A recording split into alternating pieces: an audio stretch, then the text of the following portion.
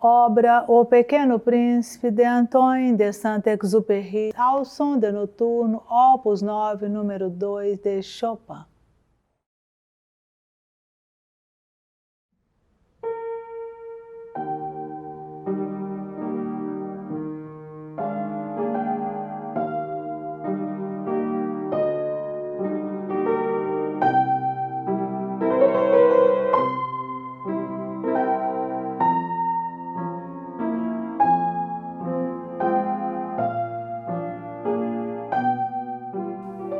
A Lion Vert. Peço perdão às crianças por dedicar este livro a uma pessoa grande. Tenho uma desculpa séria. Essa pessoa grande é o melhor amigo que possuo no mundo. Tenho uma outra desculpa. Essa pessoa grande é capaz de compreender todas as coisas, até mesmo os livros de criança. Tenho ainda uma terceira razão. Essa pessoa grande mora na França e ela tem fome e frio. Ela precisa de consolo. Bem, se todos esses motivos não bastam, eu dedico esse livro então à criança que essa pessoa grande já foi. Todas as pessoas grandes foram um dia crianças, mas poucas se lembram disso.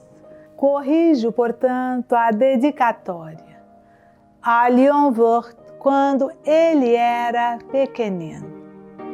Capítulo 1. Certa vez, quando eu tinha 6 anos, vi em histórias vividas no livro sobre a Floresta Virgem uma imponente gravura. Representava ela uma jiboia que engolia uma fera. Eis a cópia do desenho. Dizia o livro: as jiboias engolem sem mastigar a presa inteira. Em seguida não podem mover-se e dormem os 6 meses da digestão. Refleti muito então sobre as aventuras da selva e fiz com lápis de cor o meu primeiro desenho. Meu desenho número 1 era assim. Mostrei minha obra-prima às pessoas grandes e perguntei se o meu desenho lhes fazia medo. Responderam-me: por que é que um chapéu faria medo? Meu desenho não representava um chapéu. Representava uma jiboia digerindo um elefante. Desenhei então o interior da jiboia, a fim de que as pessoas grandes pudessem compreender. Elas têm sempre a necessidade de explicações. Meu desenho número 2 era assim. As pessoas grandes me aconselharam a deixar de lado os desenhos de jiboias abertas ou fechadas e dedicar-me de preferência à geografia, à história, ao cálculo, à gramática. Foi assim que abandonei aos 6 anos uma esplêndida carreira de pintor. Eu fora desencorajado pelo insucesso do meu desenho número 1 e do meu desenho número 2. As pessoas grandes não compreendem nada sozinhas e é cansativo para as crianças estar toda hora explicando. Tive, pois, de escolher uma outra profissão e aprendi a pilotar aviões.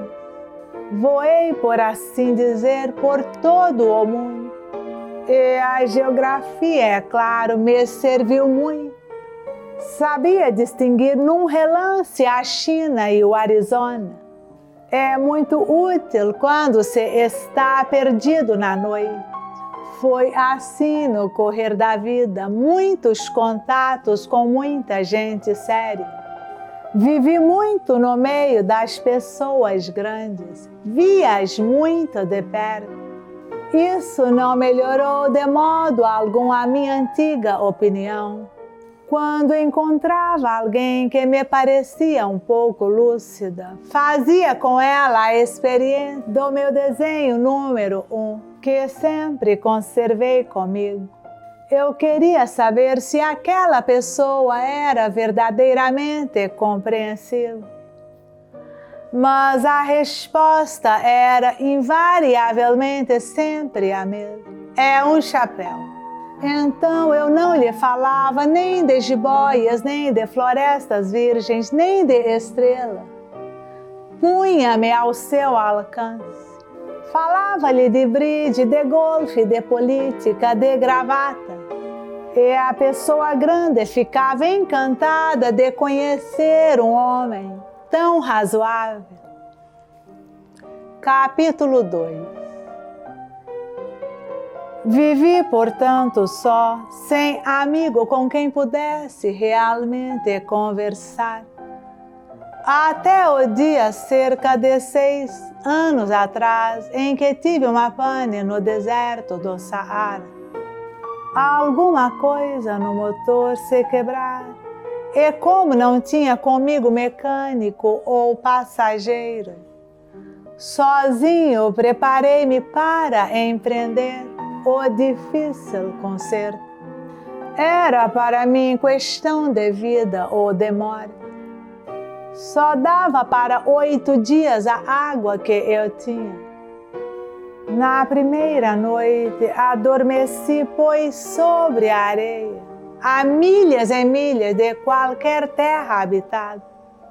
Estava mais isolado que um náufrago numa tábua, perdido no meio do mar. Imaginem então a minha surpresa quando, ao despertar do dia, uma estranha vozinha me acordou. Dizia: por favor, desenha-me um carneiro. Hein? Desenha-me um carneiro. Pus-me de pé como atingido por um raio. Esfreguei os olhos, olhei bem. E vi um pedacinho de gente inteiramente extraordinário, que me considerava com gravidade. Eis o melhor retrato que mais tarde consegui fazer dele. Meu desenho é seguramente muito menos sedutor que o modelo. Não tenho culpa. Fora desencorajado aos 6 anos da minha carreira de pintor. E só aprender a desenhar jiboias abertas e fechadas. Olhava, pois, essa aparição com olhos redondos de espanto. Não esqueçam que eu me achava a 1000 milhas de qualquer terra habitada. Ora, o meu homenzinho não me parecia nem perdido, nem morto de fadiga, nem morto de fome ou de sede ou de medo. Não tinha absolutamente a aparência de uma criança perdida no deserto, a 1000 milhas da região habitada. Quando pude, enfim, articular palavra, perguntei-lhe: mas que fazes aqui? E ele brandamente repetiu-me então, como uma coisa muito séria: por favor, desenha-me um carneiro. Quando o mistério é muito impressionante, a gente não ousa desobedecer. Por mais absurdo que aquilo me parecesse, a 1000 milhas de todos os lugares habitados e em perigo de morte, tirei do bolso uma folha de papel e uma caneta. Mas lembrei-me então que eu havia estudado de preferência geografia, história, cálculo e gramática. E disse ao garoto com um pouco de mau humor que eu não sabia desenhar. Respondeu-me: não tem importância. Desenha-me um carneiro. Como jamais houvesse desenhado um carneiro, refiz para ele um dos 2 únicos desenhos que sabia, o da jiboia fechada. E fiquei estupefato de ouvir o garoto replicar: Não, eu não quero um elefante numa jiboia. A jiboia é perigosa e o elefante toma muito espaço. Tudo é pequeno onde eu moro. Preciso é de um carneiro. Desenha-me um carneiro. Então eu desenhei. Olhou atentamente e disse: Não, este já está muito doente. Desenha outro. Desenhei de novo. Meu amigo sorriu com indulgência. Bem vês que isto não é um carneiro, é um bode. Olha os chifres. Fiz mais uma vez o desenho, mas ele foi recusado, como os precedentes. Esse aí é muito velho. Quero um carneiro que viva muito. Então, perdendo a paciência, como tinha pressa de desmontar o motor, rabisquei o desenho ao lado e arrisquei. Esta é a caixa, o carneiro está dentro. Mas fiquei surpreso de ver iluminar-se a face do meu pequeno juízo. Era assim mesmo que eu queria. Será preciso muito capim para esse carneiro? Por quê? Porque é muito pequeno onde eu moro. Qualquer coisa chega, eu te dei um carneirinho de nada. E inclinou a cabeça sobre o desenho. Não é tão pequeno assim. Olha, adormeceu! E foi desse modo que um dia eu travei conhecimento com o Pequeno Príncipe. Capítulo 3. Levei muito tempo para compreender de onde ele viera.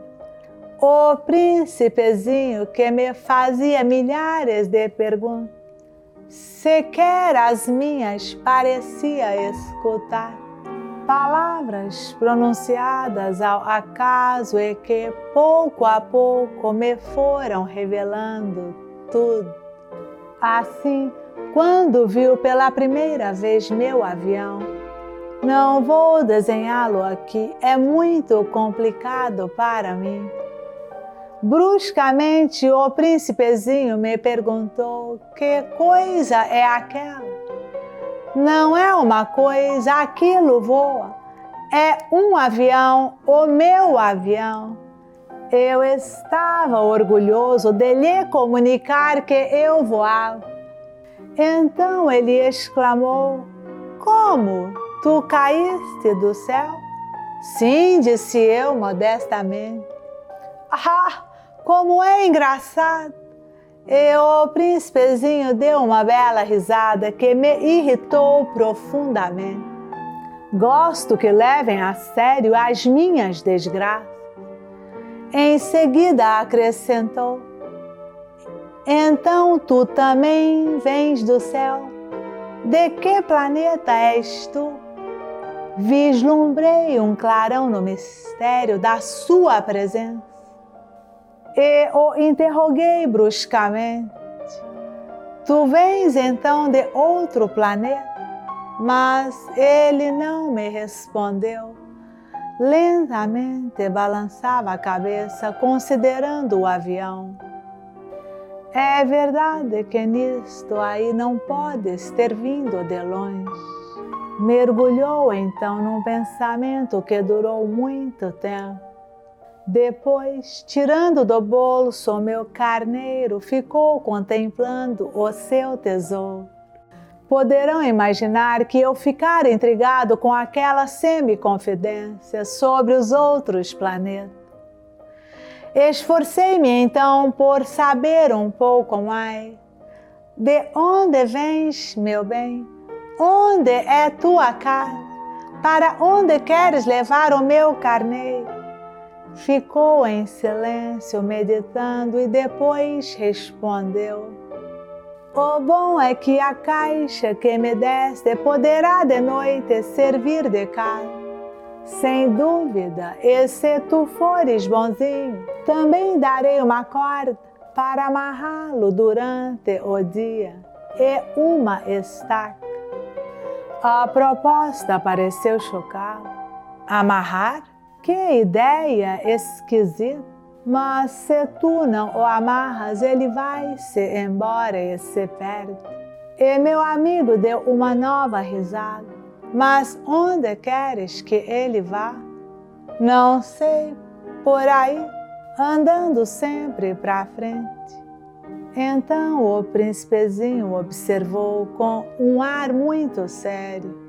Não faz mal, é tão pequeno onde mora. E depois, talvez, com um pouco de melancolia, acrescentou ainda: quando a gente anda sempre para frente, não pode mesmo ir longe.